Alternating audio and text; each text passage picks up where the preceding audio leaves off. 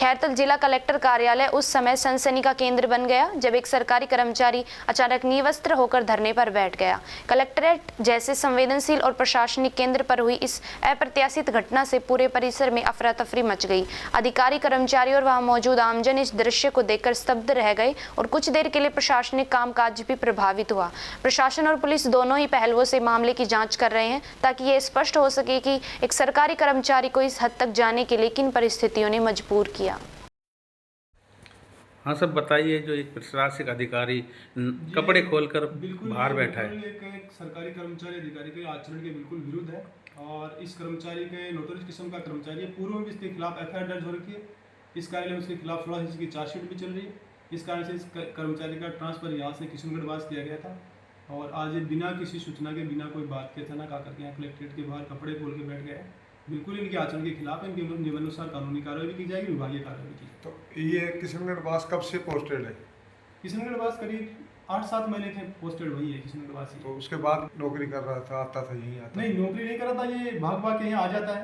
तो अब आज भी जैसे आ गया यहाँ पर, अचानक बाहर कपड़े खोल के बैठा है, तो इस पर कार्रवाई की जाएगी इसमें। आज तो ये कोई ऑफिस में तो इसकी ड्यूटी वहाँ थी, जब कभी भी आया है तो कोई काम से आया होगा, बाकी तो ऑफिस ड्यूटी इसकी वही थी। इसको तहसील में भी लगाया गया था।